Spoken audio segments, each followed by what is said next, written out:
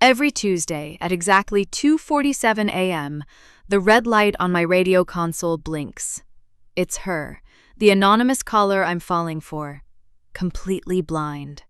For months, she shared her deepest secrets and hidden fears, but I have absolutely no idea who she is. I only know the sound of her voice, but tonight, everything changed. She didn't call the studio. She called to say she's standing right outside my building. The first time she called, I almost didn't pick up. It was 2:47 on a Tuesday morning, and my producer had already warned me twice about the station's new policy. No personal calls during the graveyard shift, no matter how slow the phones got. But something made me reach for the line anyway. Maybe it was the way the red light blinked, steady and patient, like a heartbeat waiting to be noticed. "WXLR Nightwaves, you're on the air," I said, my voice slipping into the warm, low register I practiced for 7 years. "What's on your mind tonight?" Silence, then a breath, soft and hesitant, like someone testing whether the water was too cold. "I don't know if I should say this out loud."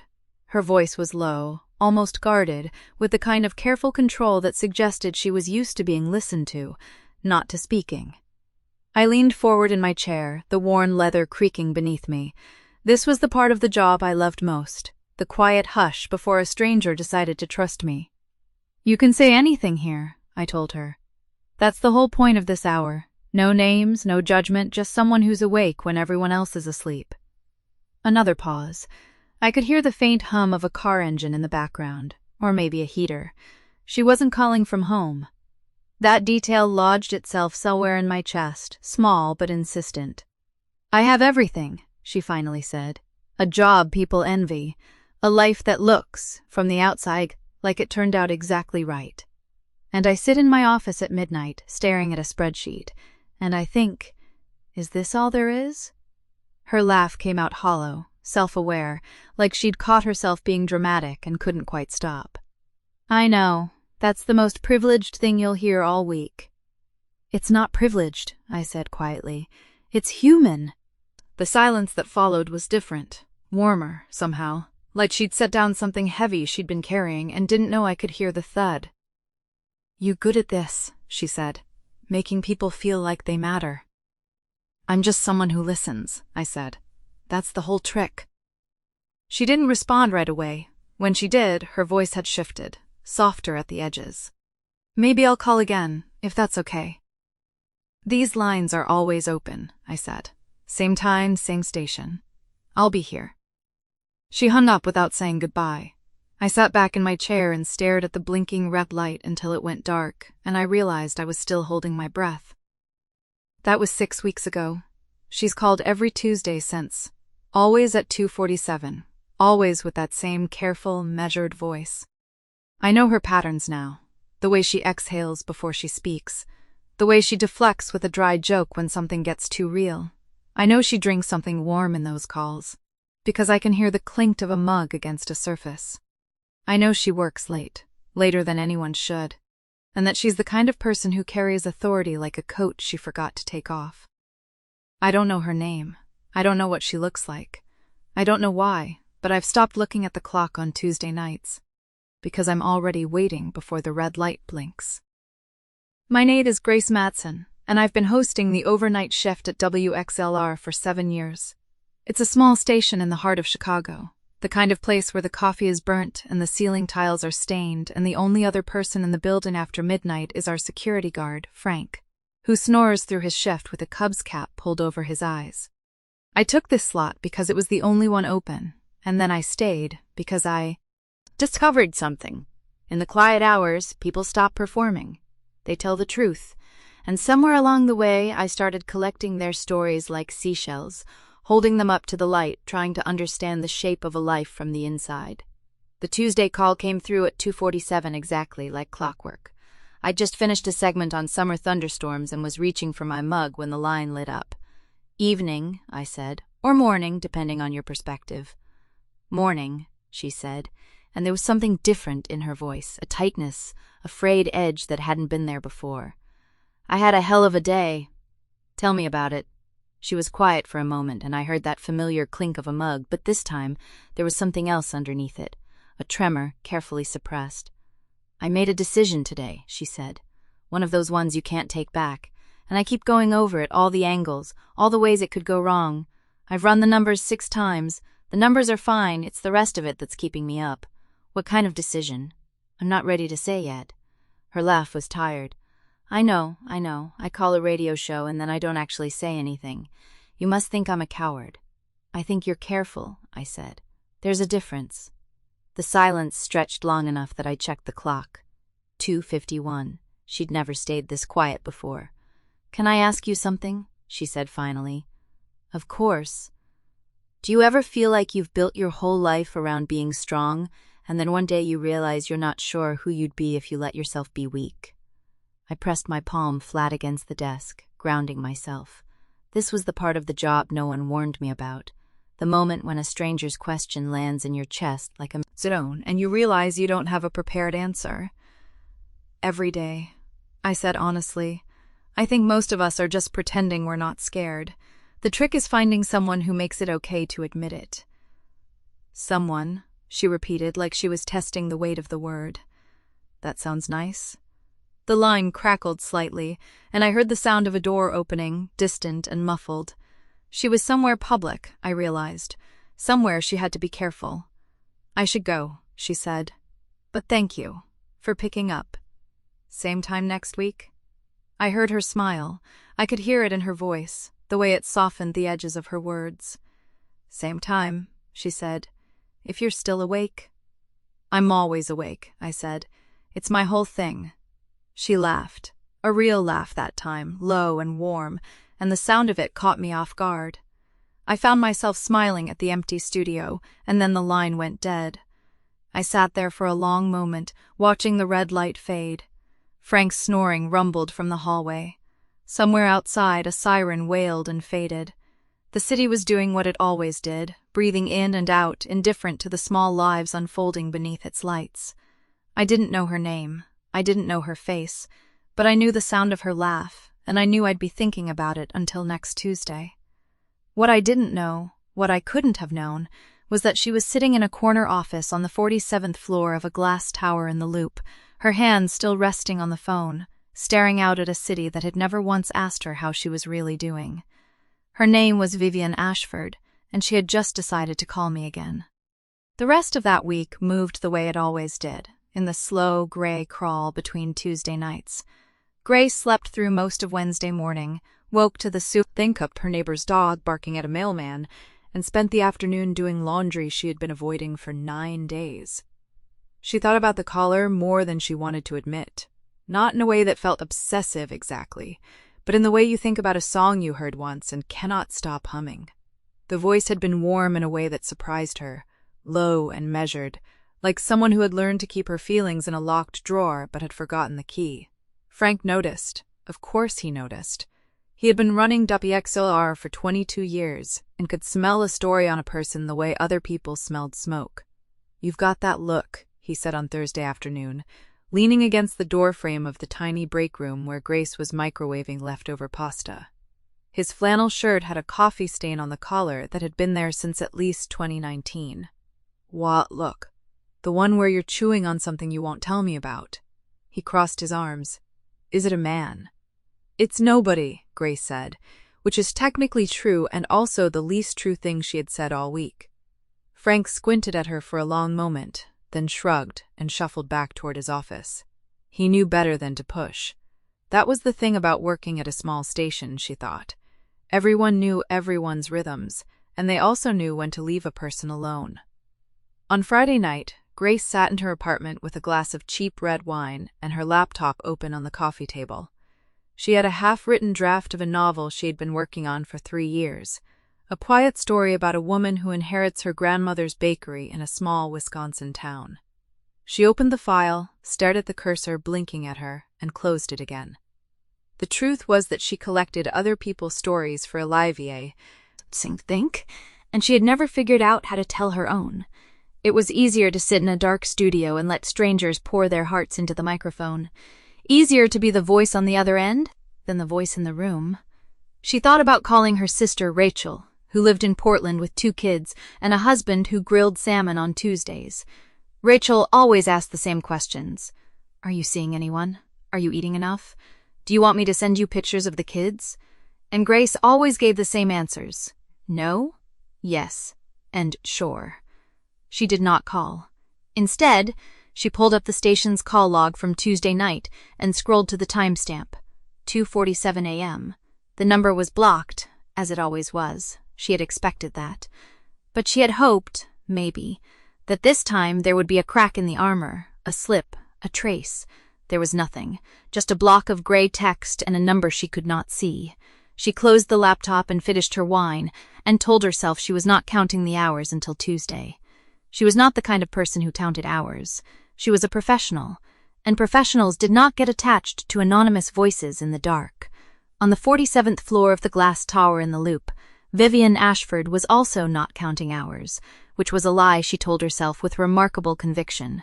She had spent the week doing what she always did, which was everything: board meetings, investor calls, a site visit to the new development in River North that was running 3 weeks behind schedule.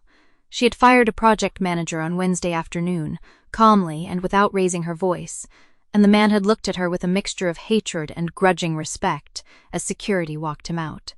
Her assistant, a young woman named Priya, who had learned to read Vivian's mood, to the way meteorologists read pressure systems, had asked her twice if she was feeling all right. "I'm fine," Vivian had said both times, in a tone that made clear the conversation was over. But she was not fine. She had not been fine for a long time, and she was beginning to suspect she had never really known what fine felt like. It was a word other people used, a word that appeared in her quarterly reports and her public statements and the polite small talk she exchanged at charity galas. For fine was a suit she wore, and underneath it she was something else entirely. The decision she had made was still sitting in her chest like a stone. She had not told anyone. She had barely allowed herself to think about it in concrete terms, because thinking about it in concrete terms meant acknowledging that she was actually going to do it. But on Sunday night, alone in her penthouse with the city lights glittering beyond the floor-to-ceiling windows, she found herself reaching for her phone. She scrolled through her contacts, past the lawyers and the investors and the women she had dated briefly and politely, women who had wanted something from her that she had never quite known how to give. Her thumb hovered over a name she had not called in months. Her mother. She stared at it for a long moment, then locked the phone and set it face down on the marble counter.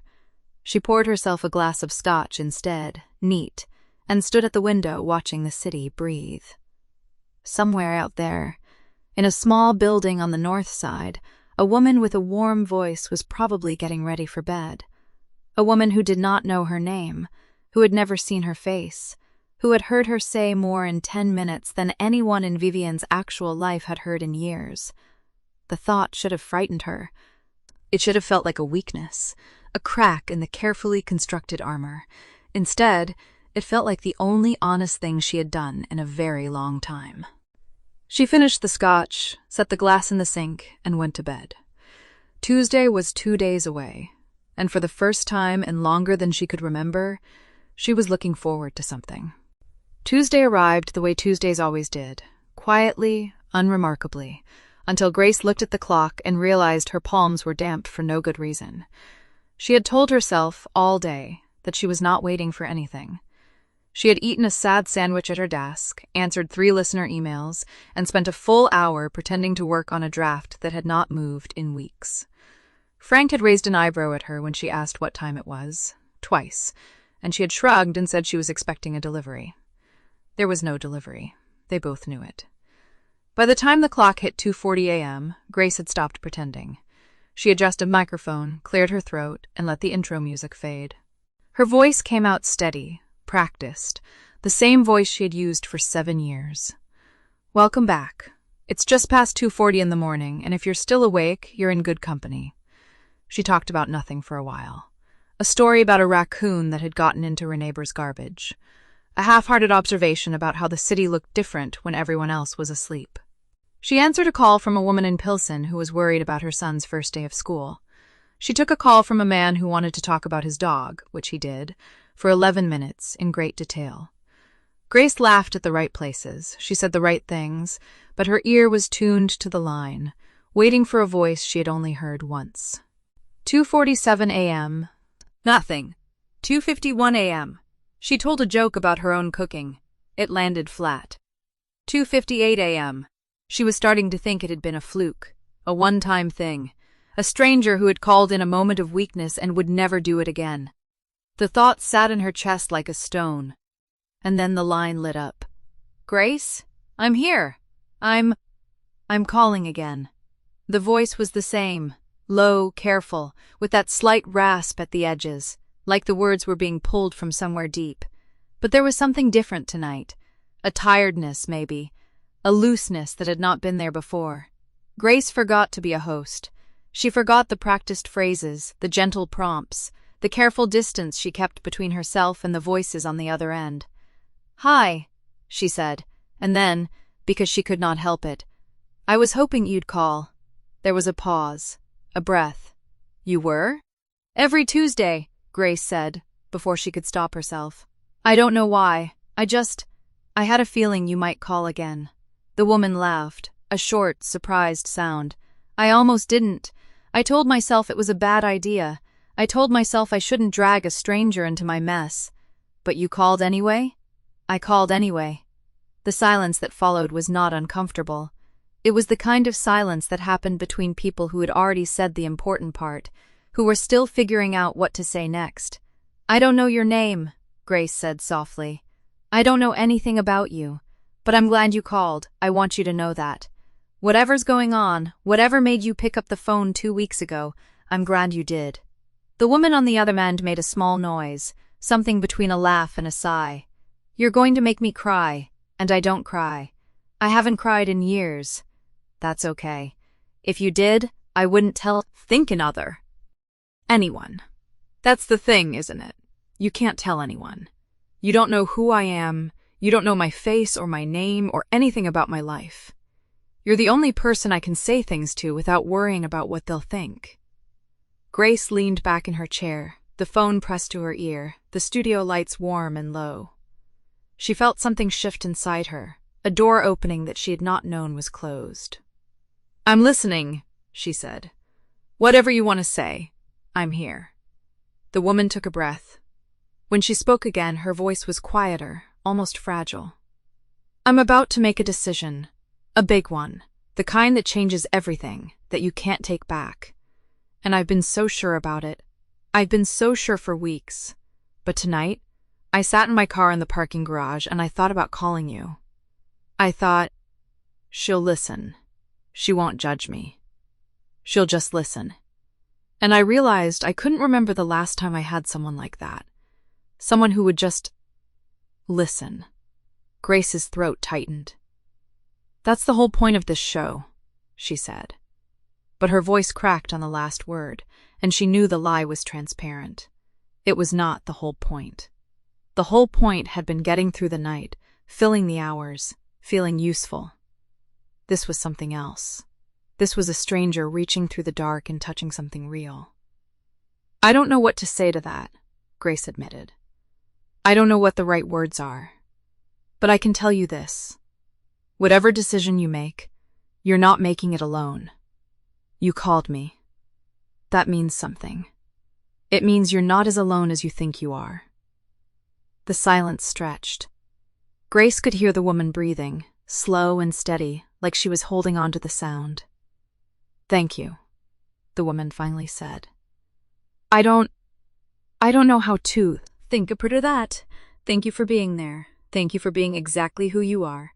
Thank you for calling. Seriously, you made my Tuesday." The woman laughed, a real laugh this time, warm and unguarded. "I made your Tuesday? I've been looking forward to this all day. I rescheduled a meeting for 6 a.m. tomorrow just so I could make sure I was free tonight."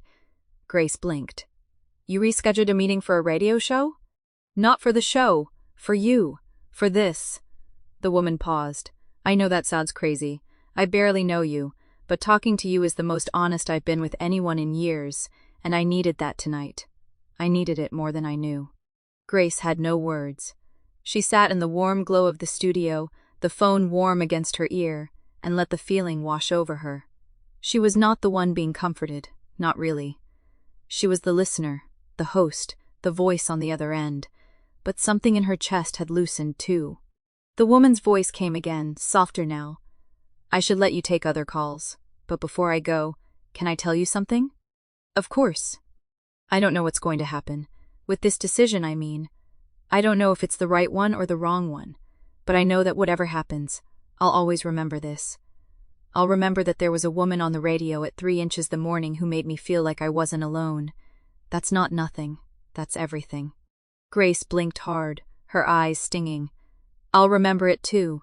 Good night, Grace. Good night, mystery caller, whoever you are. The line clicked. The red light went dark. Grace sat in the quiet of the studio, the headphones still around her neck, and realized she was smiling. She could not remember the last time she had smiled like that, with no one watching. For no reason other than the warmth spreading through her chest. She looked at the clock. 3:14 a.m. She had a whole hour of show left. And she had no idea what she was going to say, but for once that felt okay. She leaned into the microphone. That was something special, folks. I don't know if any of you caught that. I don't know if anyone out there is still listening, but that right there is why I do this show. She paused, and the silence felt different now, warmer. Whoever you are, wherever you are, I hope you know you're not alone. You never were. You just hadn't found your voice yet. She put the headphones back on and played the next song, something soft and slow, and let the music carry the night forward. In the parking garage of a high-rise on the other side of the city, Vivian sat in her car with the engine off, the phone still in her hand, the screen dark. She had not moved since the call ended. She had told a stranger more than she had told anyone in years, and the stranger had said, "Thank you for calling.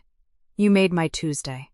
Vivian pressed her palm against her chest, where her heart was beating too fast, too loud. She had not felt this alive in a long time. She had not felt this terrified in a long time either, because the voice on the radio had become real, had become someone. And that meant the decision she was about to make had consequences that reached further than her own carefully controlled life. She looked at her phone. She had a missed text from Priya confirming the 6 a.m. meeting. She had an email from her mother, unread, the subject line just her name. She had a life waiting for her, a life she had built with precision and control. But tonight, for 11 minutes, she had been just a voice, anonymous and free. And the woman on the other end had made him feel like that was enough. She started the engine. The garage echoed with the sound. She drove home through streets that were empty and dark, and when she got to her apartment, she did not pour herself a scotch. She went to the window and looked out at the city, at the small lights scattered in the dark, and she let herself think the thought she had been avoiding all week. What if she did not have to make the decision alone? What if she called again? Tuesday was 6 days away. For the first time, 6 days felt like forever. On Wednesday morning, Grace woke up to rain against her window and a text from Rachel that read, "Coffee? You look like you need it." She did.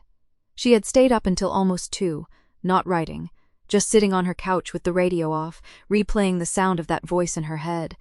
There was something about the way the woman had said, "I have been waiting for Tuesday," that kept catching in her chest like a loose thread. She typed back, "Give me 40 minutes." Rachel was already at the diner when Grace got there, nursing a cup of black coffee and looking unfairly put together for a Wednesday. She slid a menu across the table without looking up. "So, you have that look." "What look?" "The one where you are thinking about something you are not going to tell me." Grace opened her mouth to deny it, then closed it. There was no point lying to Rachel. She had known her since freshman year of college, had watched her cry over ex-girlfriends and bad grades and one particularly tragic haircut. Rachel could read her the way other people read headlines. "There is someone," Grace said carefully. "Not someone I know. Someone who calls the show." Rachel raised an eyebrow. "Your mystery caller?" "She's not a mystery. She is just—" Grace paused, searching for the word. "Real." "Fi is real in a way that most people are not." Rachel was quiet for a moment, then she said, carefully, "Grace, you know you only hear her voice, right? You do not know anything about her. I know she is scared. I know she is making a decision she does not want to make. I know she told me things she has probably never told anyone. That is because you are a stranger, Rachel said gently. It is easier to tell a stranger the truth. Grace looked down at her coffee. She knew Rachel was not trying to be cruel. She was just being practical, the way she always was, the way she had been ever since the divorce, ever since she had to be the one who held everything together. But the words still stung, because they were true, and because Grace had been asking herself the same question all night. Why did this woman's voice matter so much? She did not have an answer. She only knew that when the phone rang on Tuesday nights, the world got quieter, and she felt more like herself than she did anywhere else. Across town, Vivian stood in her kitchen with her phone in her hand, staring at the screen. She had been doing this all week, picking up the phone, opening the contacts, scrolling to a number that was not saved. Just a string of digits she had memorized from the radio station's website. The number that connected to the late-night line. She had not called. She had told herself she would not call until Tuesday if she called at all. It was irrational, this pull. She was a woman who made decisions with spreadsheets and legal counsel, not with her gut. And yet here she was, at 7 a.m. on a Thursday, wearing her silk robe and holding her phone like it might burn her. Priya walked in without knocking, carrying 2 cups of coffee and a folder thick enough to be a small novel. She took one look of thanking Vivian and set the coffees down slowly. "You are doing it again," Priya said. "Doing what? Staring at your phone like it owes you money?" Priya handed her a cup. "Is this about the merger?" "No." "Is it about your mother?" Vivian did not answer. That was answer enough, and Priya knew it. She had been Vivian's chief of staff for 6 years, had seen her navigate hostile boardrooms and hostile family dinners with the same unreadable composure. But this was different. This was a crack in the armor. Small, but visible, and Priya was not sure she had ever seen it before. "I am not going to ask," Priya said finally. "But whatever it is, you should probably decide soon. The board is getting restless." The board could wait, Vivian thought. The board did not know anything about the weight she was carrying, about the letter she had drafted and deleted and drafted again, about the way she lay awake at night imagining a life that looked nothing like the one she had built. It was not the merger. It was not her mother, though her mother was certainly a factor. It was the fact that she had spent 15 years becoming someone she did not recognize, and for the first time, she was not sure she wanted to keep being that person. She set the phone down. Not yet. She would call on Tuesday. Or she would not. Either way, she had 6 days to decide what she actually wanted. On Friday, Grace wrote 3 pages of her novel for the first time in a month. It was not good. It was not even coherent. But it was something, words on a page that had been blank for so long she had started to think she had lost the ability to fill them. She was writing a scene about a woman who keeps a secret from everyone she loves. Not because she does not trust them, but because she is afraid that if she says it out loud, thing will become real. She did not plan the scene. It just came out, the way things did when she stopped thinking and started listening. She read it back twice, then closed her laptop. She knew who she was writing about. She just was not ready to admit it yet. That night, she made herself dinner and ate it standing at the kitchen counter, looking out at the rain-slicked street. Her phone buzzed with a notification from the radio station's app. Someone had left a review of her show. It said, "The voice on the other end is lucky to have you." She did not know if it was from the woman. She did not know if it was from anyone at all, or just a random listener who happened to be listening that night. But she saved the screenshot anyway, and she let herself feel, just for a moment, that maybe she was not as alone as she thought. On Monday night, Vivian sat in her office long after everyone else had gone home. The city lights glittered beyond the glass, indifferent and beautiful. She had the letter open on her laptop, the one she had been drafting for weeks. It was addressed to the board of her father's company, the company she had inherited when he died, the company she had spent a decade making more successful than he ever had. It was her resignation letter. She had not told anyone, not Priya, not her mother, not the lawyers who would have talked her out of it. It was the decision she had been carrying all week, the one she had almost told the radio woman about. The one that terrified her so much she had not been able to say it out loud. She closed the laptop. Not yet. She still had one more night. Tuesday came the way. Tuesdays always came. Quiet and unremarkable, a day like any other. But Grace felt it in her bones from the moment she woke up. She made coffee. She went to work. She talked to Rachel on the phone and pretended she was listening when Rachel talked about her new girlfriend. She checked the clock every hour, counting down. At 10 p.m., she sat down in her studio, headphones on, mic open. The red light blinked at her, patient and familiar. She took a breath, and the phone rang. She picked it up, and she did not have to ask who it was. She knew. She had known all week. "Hi," she said, and she heard the smile in her own voice. "Hi," the woman said, and then, after a pause that felt like holding your breath, "I almost did not call, but you did." "I did." Another pause. "I have been thinking about you all week." Grace felt her heart do something complicated in her chest. She leaned closer to the mic, her voice dropping, soft and real. "I have been thinking about you too. I was worried you would not call. I was worried I would not be brave enough." The words hung in the air, fragile and honest. Grace did not rush to fill the silence. She let it sit. Let the woman know that she had all the time in the world. "You said last week," the woman began slowly, "that you were waiting for me. I did not know what to do with that." "What did you do?" "I kept it. Like a stone in my pocket. I kept it all week." Grace smiled. She could not help it. She imagined the woman on the other end, wherever she was, holding those words the way she had held the woman's voice. Two strangers, holding the same thing, not knowing it. "Tell me something," Grace said. "Tell me something you have never told anyone." There was a long silence, so long that Grace thought she might have hung up.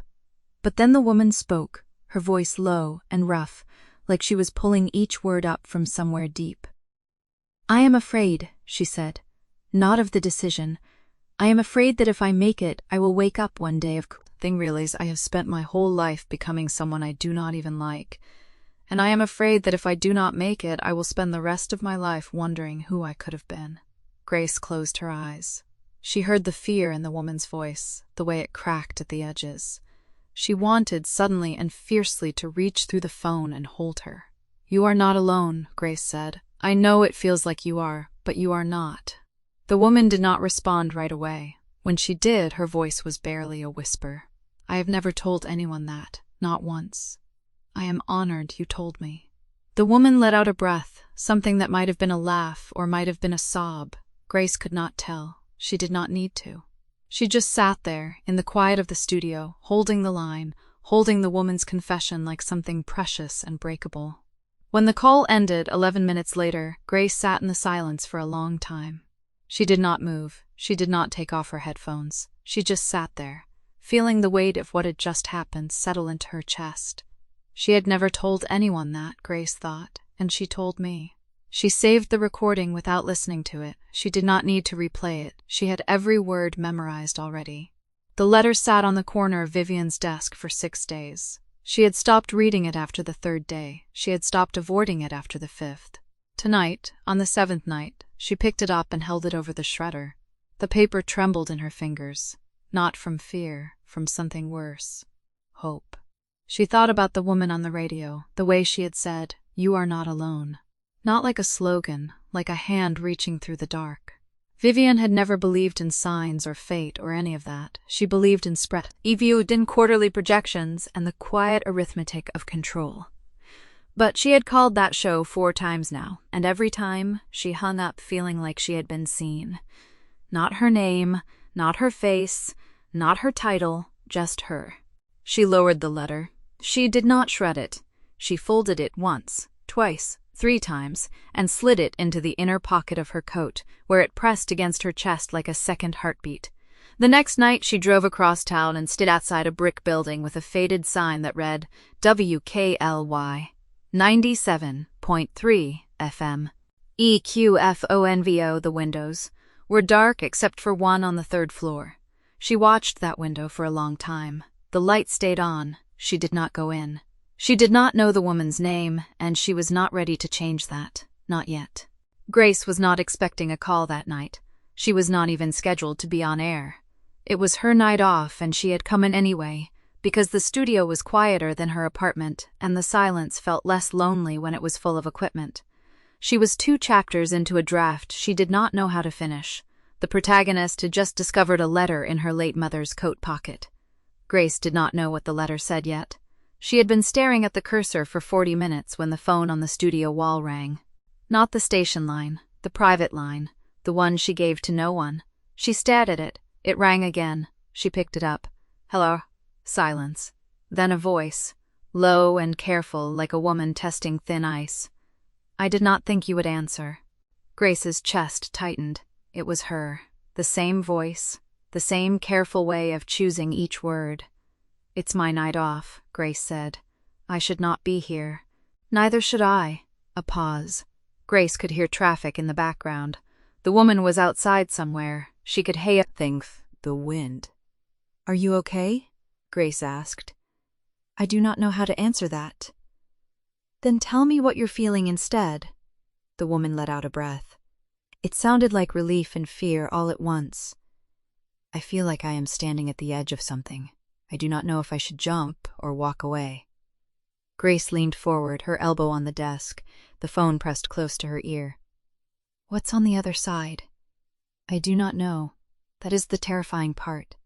I have spent my whole life knowing exactly what comes next, and now I have no idea.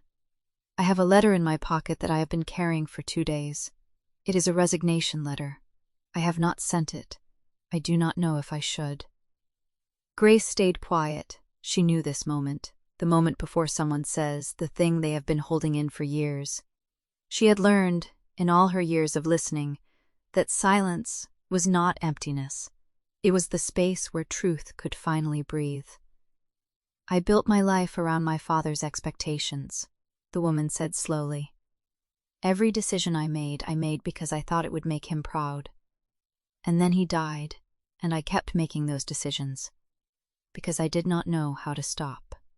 I do not even know if I want the life I built. I just know that I built it for him, and I am so tired of living for a ghost. Grace felt her eyes sting. She blinked hard. That letter, Grace said. What would it change if you sent it? Everything. Nothing. I do not know. Would it make you happier? The woman was quiet for a long time. When she spoke, her voice was softer. I do not know what happiness looks like anymore. I have not asked myself that question in years. I am not sure I remember how. Grace closed her eyes. She thought about her own life. The radio show that had started as a way to fill the silence after her devote in the novel. She was writing about a woman who was afraid of her own happiness. She had been writing it for months, and she had never once asked herself why. Then maybe start smaller, Grace said. Do not ask what would make you happy. Ask what would make you feel less tired. The woman was silent. Grace heard the wind again, then a sound that might have been a laugh, or might have been a sob, or might have been both. Less tired, the woman repeated. I have not felt less tired in so long I've forgotten what it feels like. Then that's your answer, Grace said gently. Not the whole answer, just the first step. You do not have to know where you are going. You just have to know which direction makes you feel a little lighter. The silence stretched between them, but it was not empty. It was full of something warm and unspoken. Grace could feel it through the phone like heat from a distant fire. Why do you do this? The woman asked suddenly. Why do you sit alone in that studio night after night, listening to strangers? Grace considered the question. She could have given the easy answer, the one about wanting to help people, the one about the power of connection. But the woman had been honest with her. She deserved honesty back. Because I know what it feels like to be invisible, Grace said, and I think if I can make one person feel seen, even for a few minutes, then maybe the world makes a little more sense. The woman did not respond, but Grace heard something. A shift in her breathing, a softening. Thank you, the woman said finally, for tonight, for all the nights. I do not know your name, but I feel like I know you. Grace smiled. It was a small, fragile smile, but it was real. My name is Grace, she said. A pause. Then, softly, the woman said, "Grit thing. Think. Otto. That suits you. What should I call you?" The woman hesitated. Grace could feel her deciding something. Then she said, "Call me V."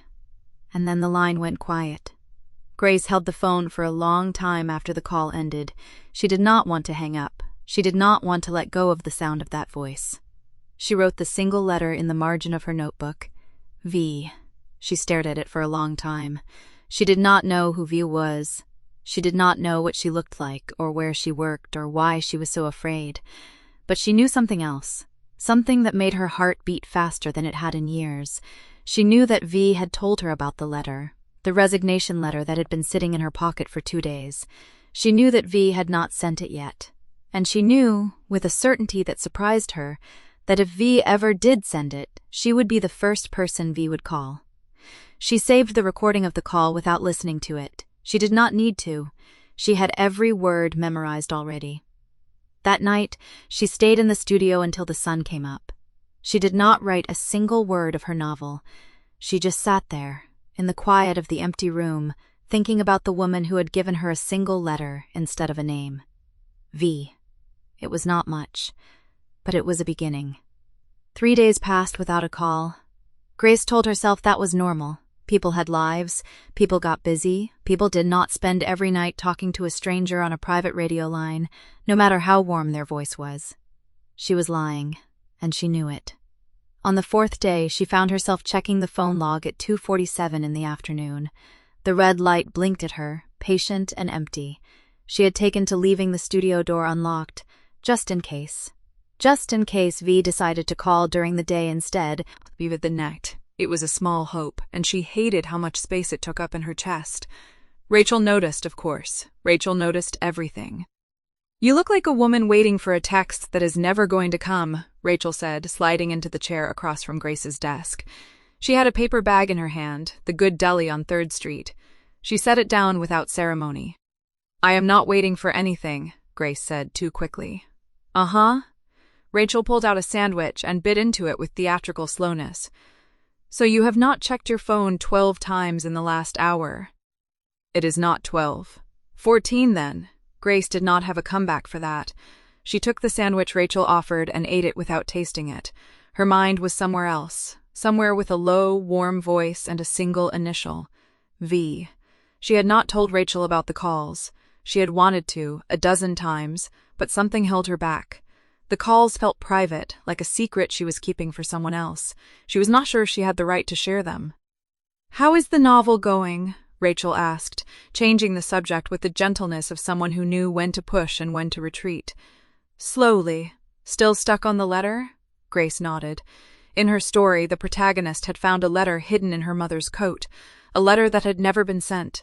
She had written the scene 4 times, and every version felt wrong. The words were too neat, too deliberate. Real letters were messy. Real letters had crossed out lines and half-formed thoughts and the unmistakable smell of hesitation. "It is not the letter that is stuck," Grace said slowly. "It is the why. I do not know why the mother never sent it. Maybe she was afraid." "Of what?" Rachel shrugged. "Of what happens after. Some things are easier to hold on to than to let go." Grace looked at her friend for a long moment. Rachel was not talking about the novel anymore. She was talking about the red light on the phone console, the one that had not blinked in 4 days. "I know," Grace said quietly. "I know." Across the city, in a glass tower that caught the afternoon sun like a blade, Via Van Laurent sat in her office and stared at a piece of paper. The resignation letter had been folded and unfolded so many times that the creases had begun to wear thin. She could recite it from memory, every word, every period, every carefully chosen phrase that said nothing about the real reasons she wanted to leave. She had come to work that morning with the intention of handing it to her board. She had stood in the hallway outside the conference room, her hand on the door handle, her heart pounding in a way it had not done since she was 22 years old and terrified of everything. She had not got in. Instead, she had walked back to her office, closed the door, and sat down. She had been sitting there for 3 hours, the letter in her hands, the city sprawling beneath her window like a promise she was too afraid to keep. Her phone buzzed. A message from her assistant, reminding her that she had a meeting with the legal team at 4. She did not answer. She was thinking about a voice on the radio, a voice that had asked her, gently, what made her feel less tired. She had thought about it for a long time after the call ended. The answer had surprised her. Talking to Grace made her feel less tired. Not the radio show, not the anonymity, not the thrill of being heard without being seen. It was Grace. The way she paused before answering. The way she did not rush to fix things.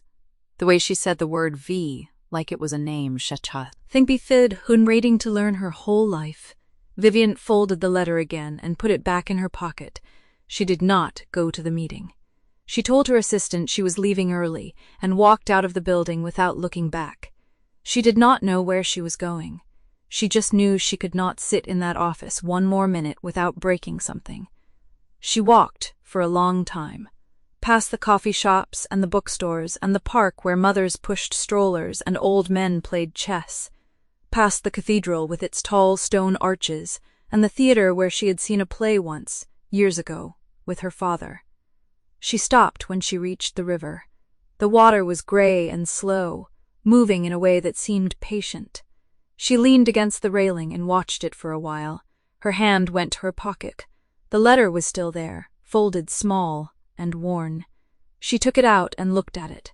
She thought about her father, about the company he had built from nothing, about the way he had looked at her on his deathbed, his eyes bright with fear and hope, and something that looked like an apology. She thought about the voice on the radio, the voice that had told her it was okay to be tired. She unfolded the letter one more time. Then she took out her phone and dialed a number she had only called twice before, the one that connected to a small studio on the other side of the city, where a woman she had never met was probably eating a deli sandwich and pretending she was not waiting for a call. The phone rang 3 times. 4. Then a voice, warm and familiar and a little breathless. Hello? Vivian opened her mouth. The words she had rehearsed 100 times were gone. All that was left was the truth. I did not send it, she said. I stood outside the conference room. This morning, I had my hand on the door, and I could not do it.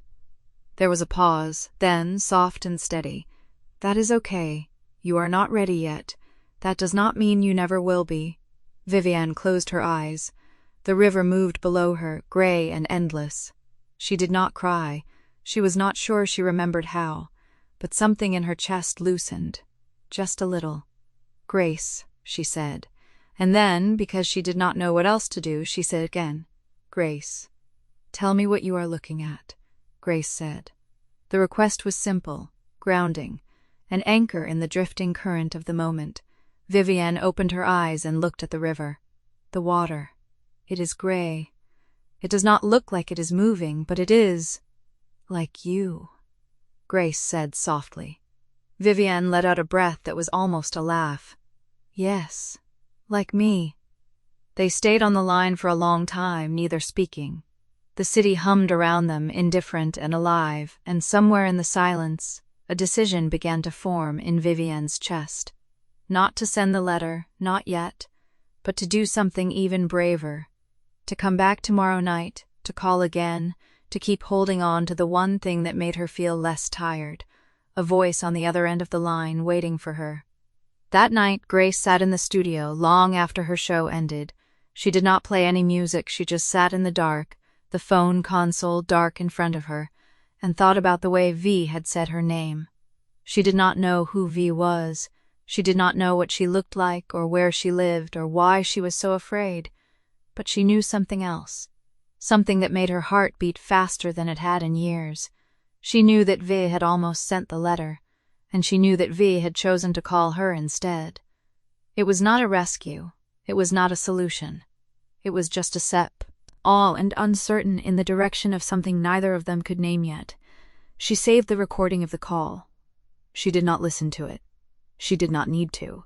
She had every word memorized already. Outside the window, the city was waking up. The first pale light of dawn was touching the rooftops, turning the glass towers gold.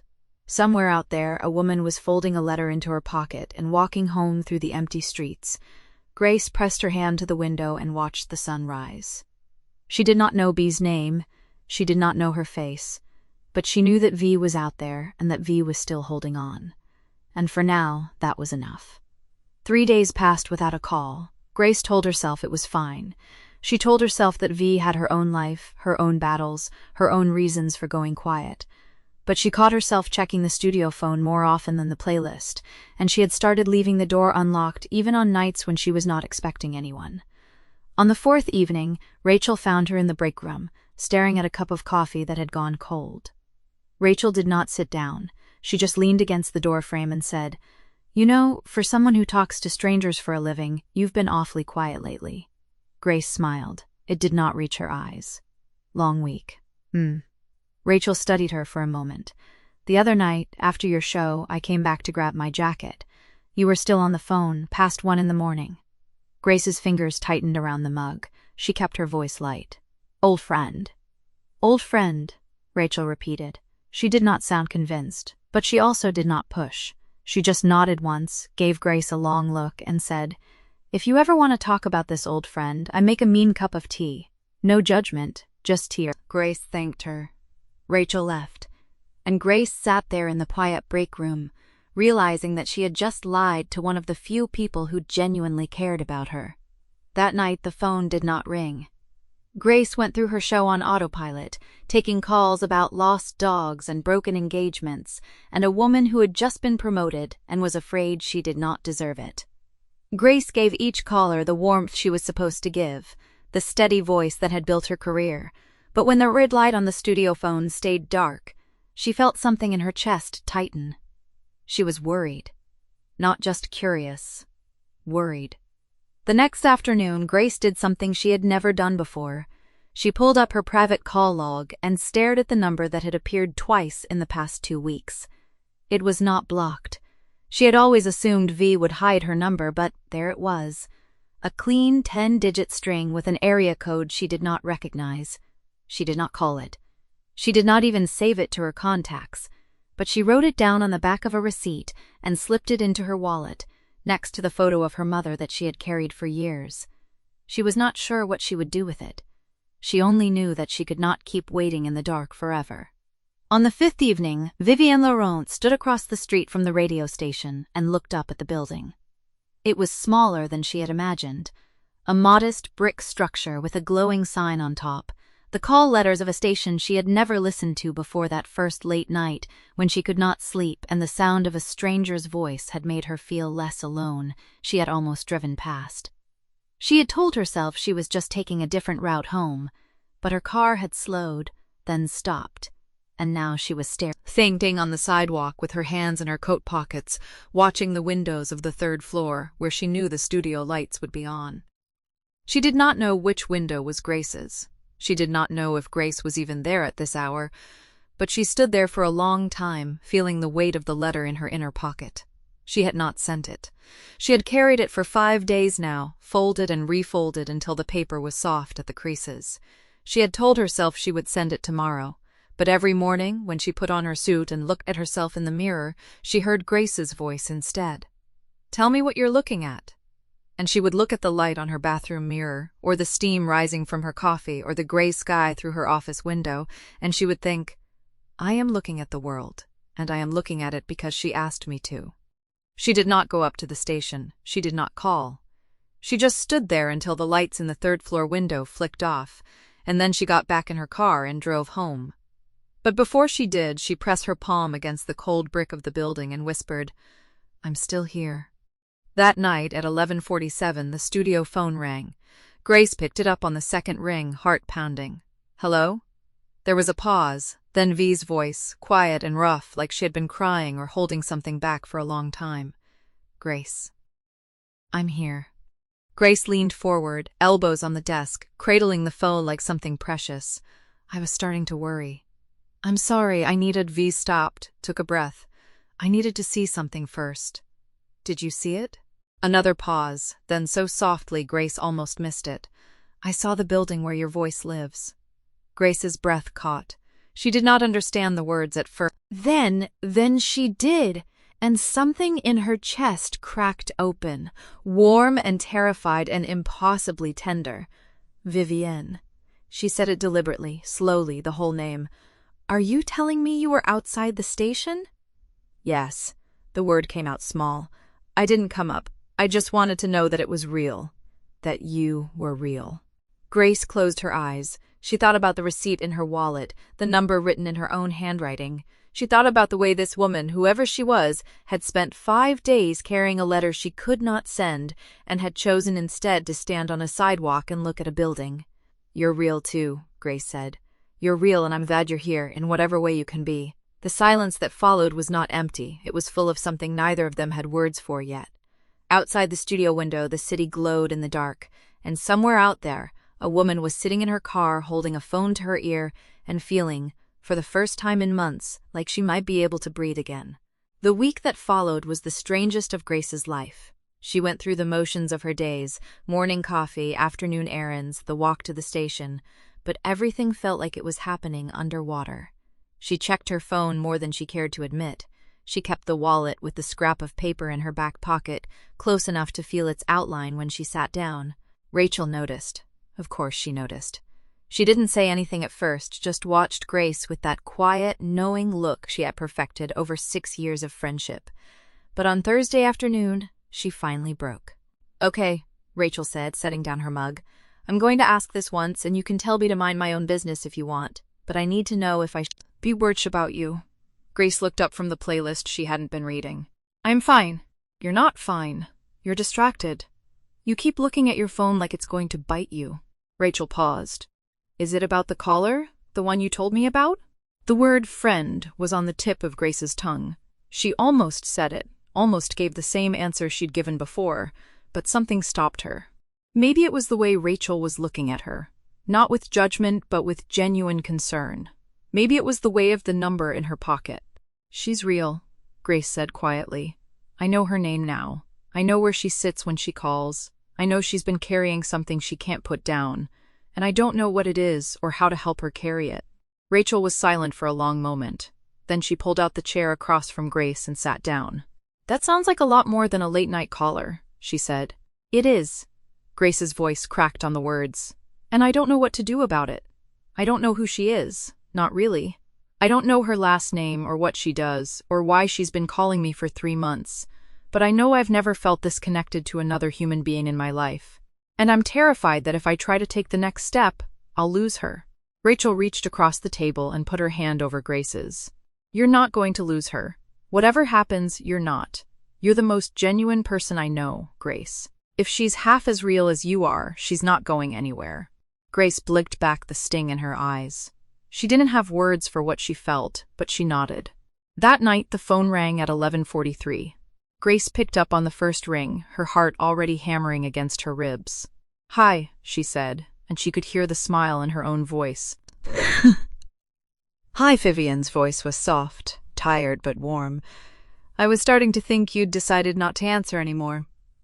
"Never," Grace said. "I'll always answer, as long as you're willing to call." There was a pause. She could hear traffic in the background, the low hum of a car engine. "I'm sitting outside your building again," Vivian said. "I know I shouldn't be. I know this is getting close to something I can't take back, but I couldn't stay away tonight." Grace's chest tightened. "What's different about tonight?" Another pause, longer this time. She heard Vivian exhale slowly. "I sent the letter," Vivian said. "This morning. I put it in the mailbox and I watched it go, and I thought I would feel relieved, but I don't. I feel like I've just taken a step off a cliff, and I don't know if there's going to be anything to catch me when I land." Grace's mind raced. A letter? To whom? About what? She wanted to ask, wanted to push, but something in Vivian's voice told her that wasn't what she needed right now. "What did the letter say?" Grace asked gently. "That I'm done," Vivian said. "That I can't do it anymore. That I've spent the last 5 years of my life building something someone else wanted, and I'm not sure I ever wanted it myself." The words hung in the air. Grace could feel the weight of them, could feel the shape of the thing Vivian wasn't saying. "Can I ask you something?" Vivian said, her voice smaller now. "Anything. If I asked you to meet me, in person, not here, not at the station, somewhere neutral, Somewhere we could just sit and look at each other and see if this is real. Would you come? Grace's breath caught in her throat. She thought about the scrap of paper in her wallet. She thought about all the nights she'd spent wondering what Vivian thinks lace looked like, wondering if the voice she'd come to love would match the person in front of her. Yes, she said without hesitation. I would. Tell me where and I'll be there. There was a long, trembling silence, then softly Vivian said, There's a cafe on the corner of Washington and 5th. It's open all night. I'll be there at midnight tomorrow. I'll be there, Grace said. Grace? Yes? I'm scared, Vivian admitted. I'm really, really scared, and I don't think I've said that to anyone in years. Grace closed her eyes. She could feel the tears threatening to spill, and she didn't try to stop them. I'm scared too, she said. But I think that's okay. I think it means this matters, and I think we can be scared together, if that helps. Vivian made a sound that was half laugh, half sob. Yeah, she said. I think it helps. Neither of them wanted to hang up. They stayed on the line, talking about nothing and everything, the way the city looked from a car window at night, the comfort of a familiar voice, the strange, terrifying miracle of being seen. When they finally said goodbye, Grace sat in the dark of her studio for a long time, holding the phone in her hands. The fear was still there, sharp and real, but underneath it, something warmer was growing, something that felt like hope. She didn't know what would happen tomorrow night. She didn't know if Vivian would walk through the door, or if one of them would lose their nerve in the parking lot, but she knew one thing for certain. She would be there. She would be there, and she would be real, and she would wait for as long as it took. Grace arrived at the corner of Washington and 5th at 11:40, a full 20 minutes early. The all-night cafe glowed warm against the cold December dark, its violet Tsingtaos fogged from the steam of coffee and the press of bodies. She ordered a black coffee she didn't want and took the table by the window, the one that faced the intersection. She watched the door every time it opened. A man in a wool coat, 2 teenagers sharing earbuds, a woman in scrubs, clearly post-shift, dragging a duffel bag. None of them was Vivian. At 11:55, Grace's phone buzzed. Her heart lurched, but it was only Rachel. Good luck tonight, and if she's terrible, I'll deny ever knowing you. Grace smiled, typed back. She's not terrible. You've never seen her face. Doesn't matter. She set the phone down and pressed her palms flat against the warm ceramic of her mug. The truth was, she didn't know how to explain it. The face had never been the point. It was the voice. The way it stumbled over hard words, the way it went quiet when something mattered, the way it said her name like it was learning to trust it. The door opened again. A woman stepped in. She was tall, taller than Grace had imagined, with dark hair pulled back in a loose knot and a long charcoal coat that looked expensive in a way that was trying not to be noticed. She paused at the threshold, scanning the room with the quick, assessing glance of someone used to reading rooms for exits and threats. Her eyes landed on Grace. For one long second, neither of them moved. The woman crossed the room slowly, like she was approaching something fragile. When she reached the table, she stood there, hands at her sides, not sitting, not speaking. Up close, Grace could see the fine lines at the corners of her eyes, the slight pallor of someone who hadn't slept well in weeks. She looked exactly, like her voice sounded tired, guarded, and somehow unbearably earnest. Vivienne, Grace said softly. The woman blinked, and something in her face cracked open, just slightly. You're real, she said. Her voice was lower than it came through the phone, rougher at the edges, but unmistakably the same. Grace laughed, a short, breathless sound. So are you. Vivian sat. She set her hands on the table, palms down, as if steadying herself. I almost didn't come, she admitted. I sat in my car for 10 minutes telling myself I could still leave, that it would be easier. What stopped you? Vivian looked at her. Really looked.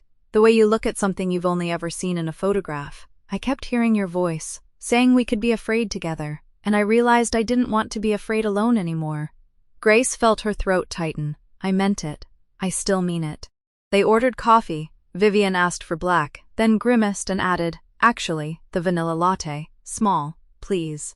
Grace smiled at the small collapse of formality. The woman who had spent months as a disembodied voice, carefully controlled, was nervous enough to order the wrong thing, then correct herself. They talked. At first it was halting, the way conversations are when two people have known each other in the dark and now must relearn each other in the light. Grace talked about the radio show, about the regulars, about the strange intimacy of speaking to strangers.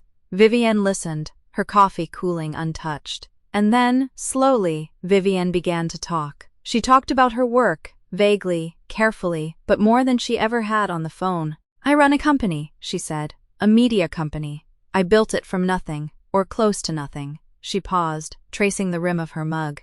"I've spent 5 years making it something other people wanted, something that looked impressive from the outside. And here along the way, I forgot to ask myself if it was something I wanted."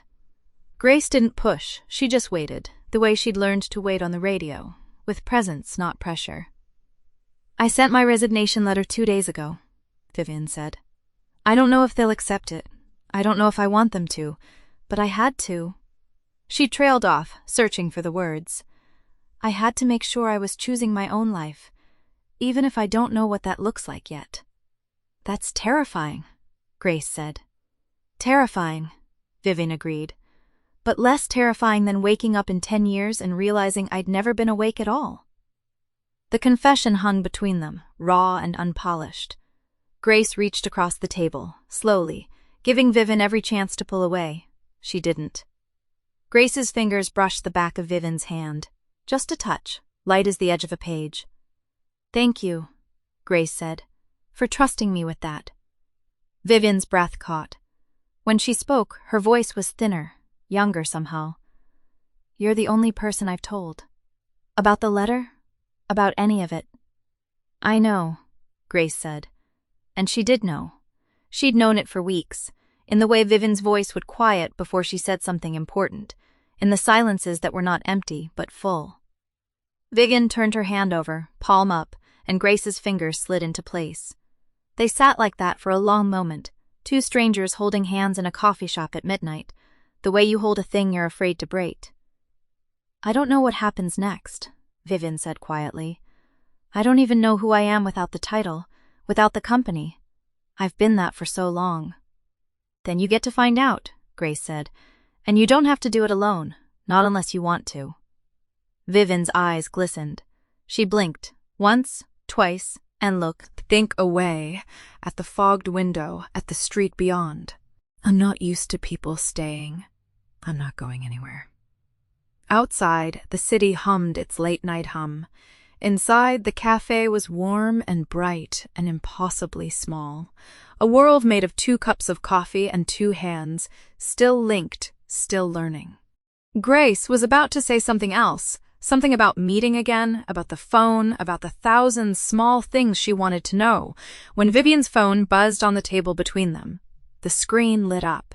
Grace saw the sender's name before Vivian could turn it over. Elena V., in the first line of a message.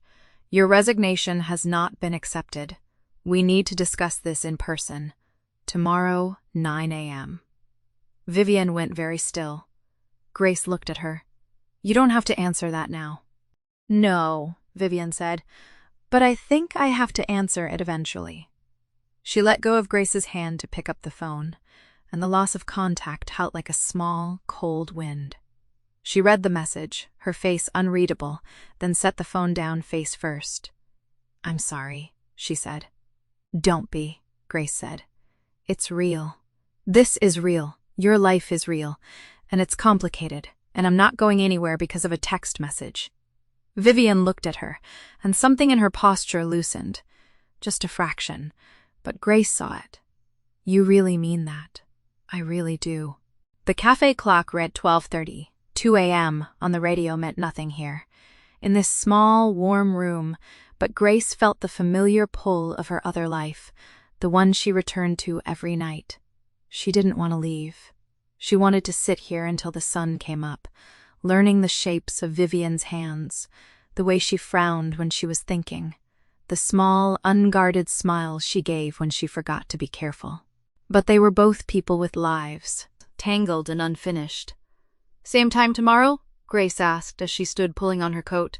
Vivian stood too, and for a moment they were face to face, close enough that Grace could see the flecks of gold in her dark eyes.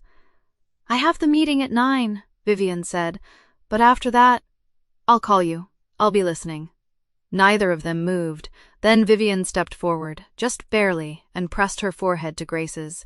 It was not a kiss. It was something more fragile and more honest. Two people bracing each other in the quiet dark. "Thank you," Vivian whispered, "for being real." Then she was gone, out the door, into the cold.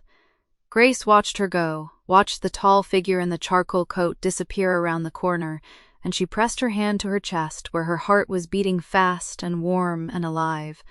She walked home through the empty streets, and she thought about the way Vivian had said her name, like it was the only word she'd been holding back all night.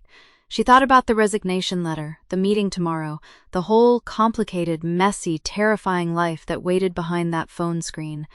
And she thought about how, for the first time in months, she was not afraid of what the next call would bring. 6 months later, Grace sat in the same 24-hour coffee shop, nursing a cup of tea that had gone cold an hour ago. The window fogged with the warmth of the room, and outside, the first snow of the season drifted down over the quiet streets of Chicago. She was not waiting for a call. She was waiting for Vivian to finish her shift. The door chimed, and there she was, tall, familiar, wearing that same charcoal coat, only now her hair was shorter, and there was a softness around her eyes that had not been there before. She spotted Gracie. Think, and her whole face changed, like a lamp turning on in a dark room. "You're early?" Vivian said, sliding into the booth across from her. "I told you I'd be another 20 minutes. "I know," Grace said. "I missed you." It was a simple sentence, and she said it without ceremony, the way she would say, "I'm hungry," or "the weather is nice." And that was the miracle of it, really, that after everything, the words came easy now. Vivian reached across the table and took her hand, and Grace felt the familiar warmth of those fingers, the slight callus on the thumb, the way Vivian always held on just a second longer than necessary, like she was still convincing herself that Grace was real. "Missed you too," Vivian said quietly. It had not been easy. The resignation had not gone through, not at first. There had been weeks of meetings, of Elena threatening and cajoling, and finally, reluctantly, accepting a compromise. Vivian would step down as CEO and transition to a part-time advisory role, with a clear exit date set for the end of the year. "I don't want to be the person who builds something and then watches it become a cage," Vivian had told her that night, sitting on the floor of Grace's tiny apartment, her head resting against the couch. "I want to be the person who builds something and then learns how to let it go." Grace had not said anything.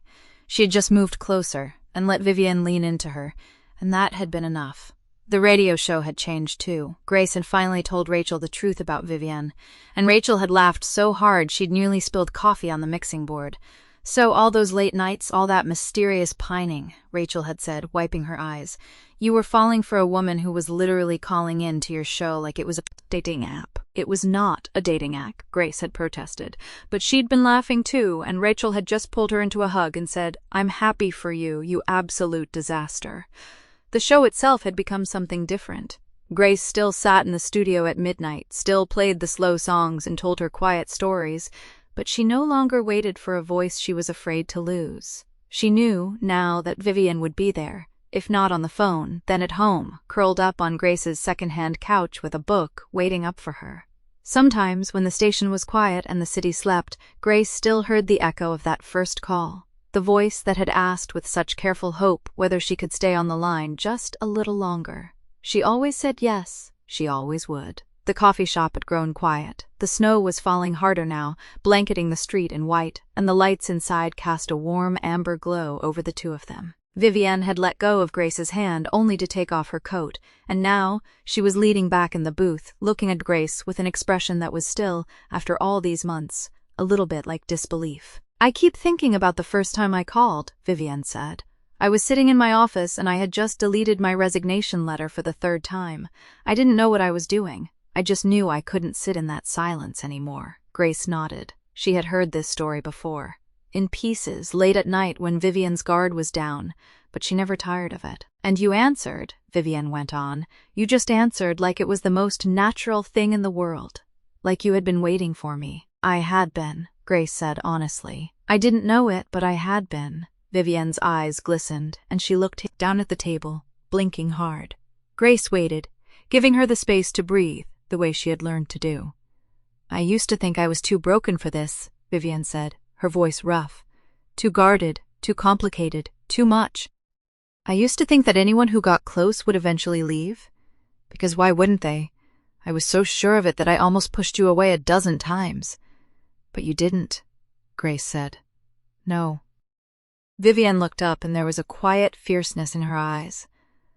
I didn't. Because every time I thought about leaving, I remembered your voice. I remembered the way you said my name like it was something precious. I remembered that you stayed, even when I gave you every reason to go. Grace reached across the table again, and this time she took both of Vivian's hands in hers. The tea had gone cold, and the snow was still falling, and the world outside was quiet and white and new. The reason I stayed, Grace said softly, is because you were never giving me reasons to go. You were giving me reasons to stay. For a long moment, neither of them spoke. The coffee shop hummed around them, the soft murmur of other late-night conversations, the hiss of the espresso machine, the occasional clatter of a cup. And in the middle of it all, two women sat across from each other, holding hands over a cold cup of tea. And it was the most ordinary thing in the world. It was also the most extraordinary. Later, they walked home together through the falling snow. Vivian's arm was linked through Grace's, and their boots made soft, crunching sounds on the fresh powder. The streetlights cast long shadows, and the city was hushed, like it too was holding its breath. Do you ever miss it? Grace asked. The company, I mean. Vivian considered the question for a moment. I miss the beginning, she said, when it was just an idea, and I was just a person with a dream and a laptop. But I don't miss what it became. I don't miss the weight of it. And now? Now I have something lighter. Vivian squeezed her arm. I have you. I have the show. And the little apartment, and the 2 terrible houseplants that you keep forgetting to water. I have a life that fits me. Grace laughed. The plants are not terrible. They're resilient. They're cactus, Grace. You could literally leave them for a month, and they'd be fine. That's resilience. That's neglect. Grace laughed again, and Vivian smiled, and they walked on through the snow, their breath fogging in the cold air, their steps in perfect rhythm. The apartment was warm when they got home. Grace flicked on the lamp by the couch, and the familiar clutter of their shared life came into view. The stack of books on the coffee table, the blanket draped over the back of the sofa, the framed photo on the shelf of the 2 of them at the lake house Rachel had rented that summer, both of them squinting into the sun, laughing at something Grace had already forgotten. Vivian hung up her coat and kicked off her boots, then padded over to the couch and sat down heavily, letting out a long breath. I'm tired, she admitted. Come here, Grace said, settling down beside her and opening her arms. Vivian leaned into her, resting her head on Grace's shoulder, and Grace wrapped her arms around her and held her close. The snow fell softly against the window, and the apartment was warm and quiet and full of the ordinary, sacred comfort of 2 people who had found each other. Hey, Vivian murmured, her voice already thick with sleep. Yeah? Thank you for answering that night. Grace pressed a kiss to her head. Thank you for calling. And then they sat there, in the quiet dark, as the snow continued to fall and the city slept around them. And somewhere in Grace's chest, her heart beat warm and steady and sure. She had stopped waiting for the next call a long time ago. She had the voice she needed, right here, in her arms. It had been real all along. Sometimes the connections that save us come from the dark, from a voice we never expected to hear. If you could call a midnight radio show, what would you say? Let me know exactly where you're watching this from in the comments below. Until next time, good night!